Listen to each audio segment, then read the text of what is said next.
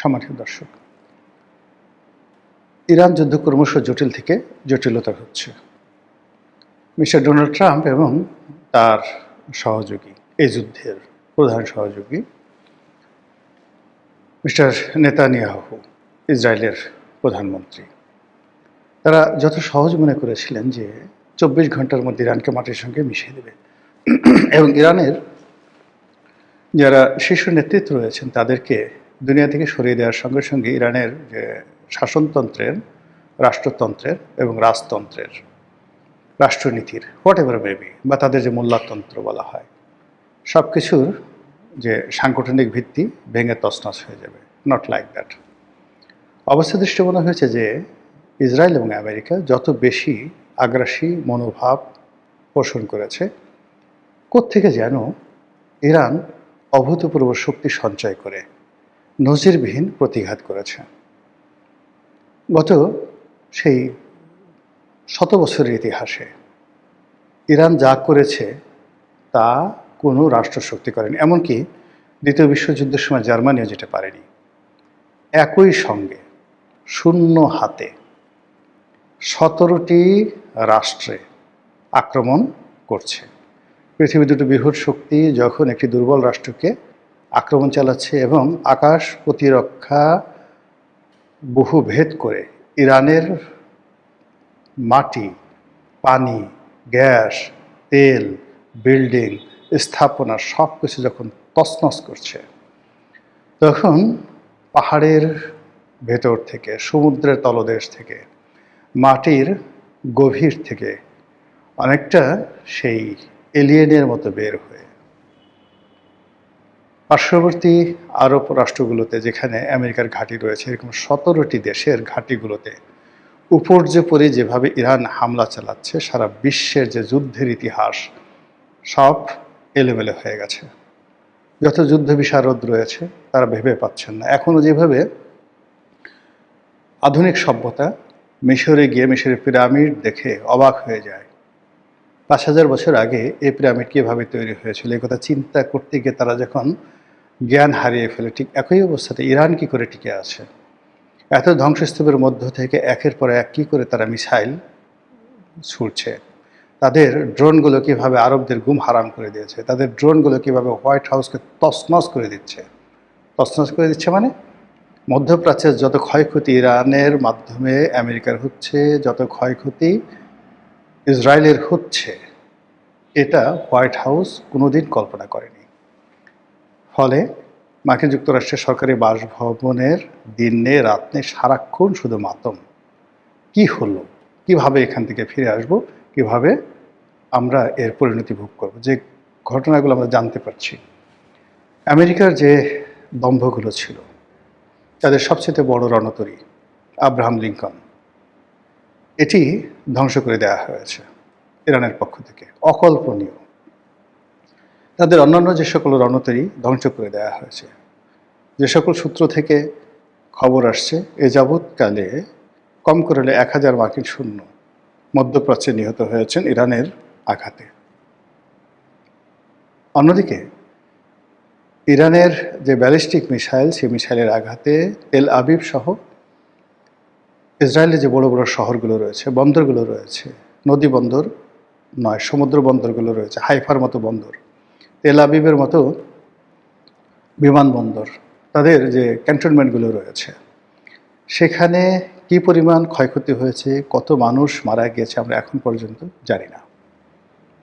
ইতিমধ্যে Hezbollah Lebanon থেকে যেভাবে আক্রমণ চালাচ্ছে, এই আক্রমণ ইসরায়েলকে তছনছ করে দিচ্ছে। আপনাদের মনে আছে যে এর আগে কেবলমাত্র হিজবুল্লাহর সাথে কিন্তু ইসরায়েল যুদ্ধ করে পারেনি, এবং সেই হিজবুল্লাহ ভার্সেস ইসরায়েলের যুদ্ধে তখন ইসরায়েলকে নতজানু হয়ে হিজবুল্লাহর সাথে যুদ্ধবিরতি করতে হয়েছিল।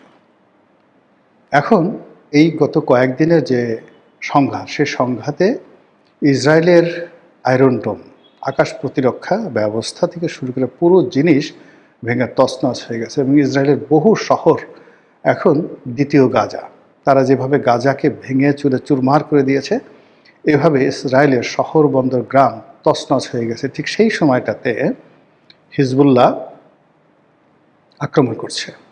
এখন হিজবুল্লাহ যে সকল রকেট ছুটছে, হিজবুল্লাহ যে সকল ক্ষেপণাস্ত্রগুলো তারা ছুটছে, তাদের ড্রোনগুলো বিনা বাধায় কোনো রকম প্রতিরক্ষা ব্যবস্থার মুখোমুখি না হয়ে, ইসরায়েলি প্রতিরক্ষা ব্যবস্থার মুখোমুখি না হয়ে সরাসরি লক্ষ্যবস্তুতে আঘাত হানছে। এখন যদি ইসরায়েলের অভ্যন্তরে হামাস ঢুকে পড়ে, তারপর হুতিরা ঢুকে পড়ে এবং যাকে বলা হয় এই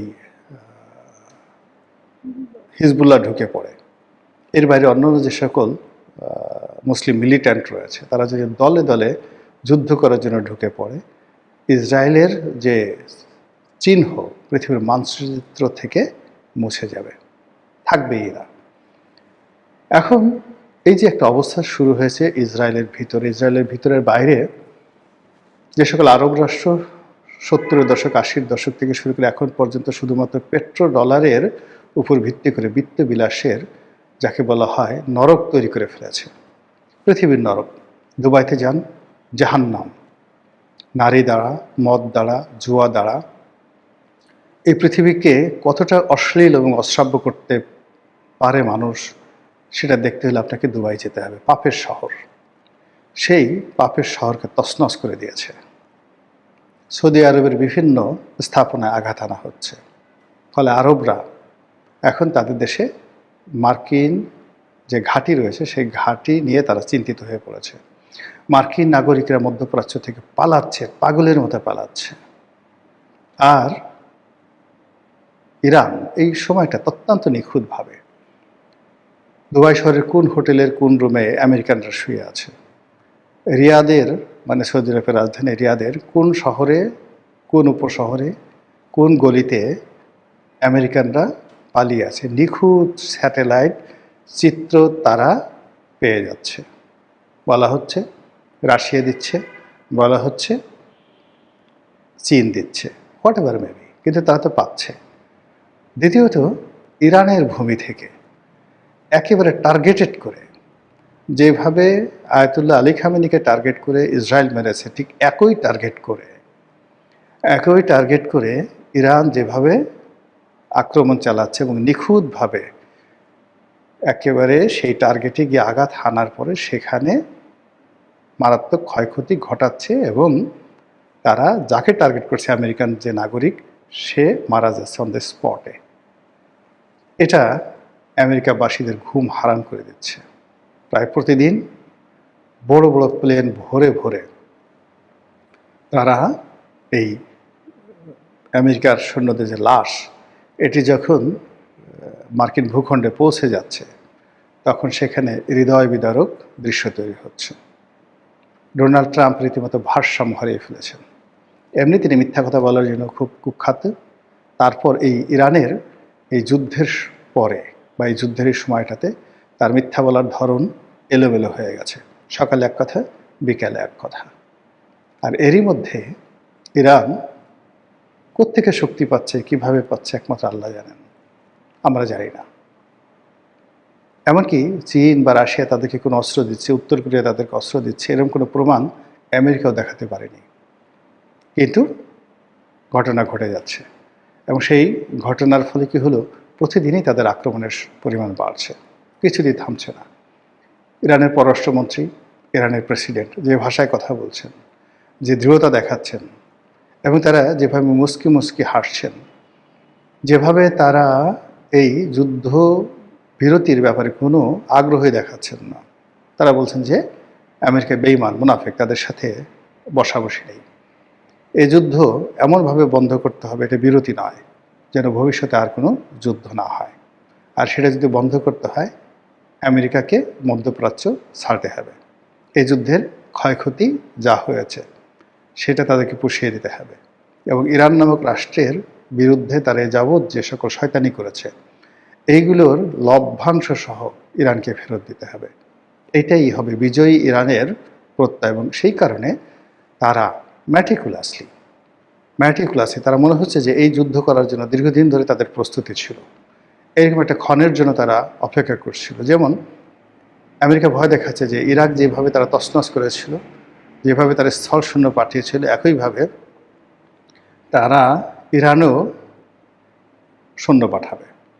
এর কারণ হলো স্থল যুদ্ধ ছাড়া কোনো একটা জাতির উপরে সর্বময় কর্তৃত্ব অর্জন করা যায় না যুদ্ধের ময়দানে, সেই কাজটি তারা করবে।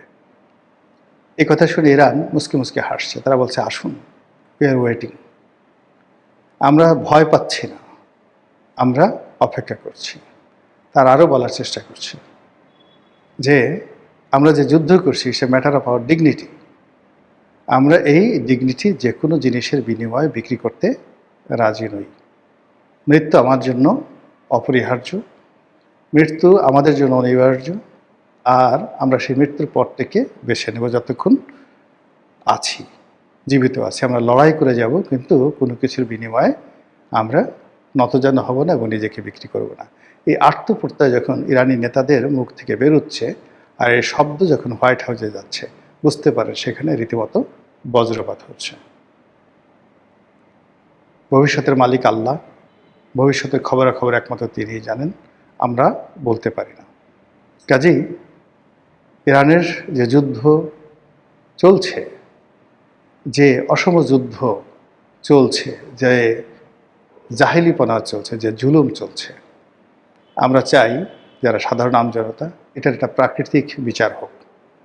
ইরানের এই ভূমি থেকে, এই যুদ্ধ থেকে ইসরায়েল এবং আমেরিকা এমন শিক্ষা পাক, আগামী 100 বছরে এই পৃথিবীর কোনো উদ্যত শাসক যেন অন্য কোনো জাতিগোষ্ঠীকে আক্রমণ করার দুঃসাহস না দেখায়।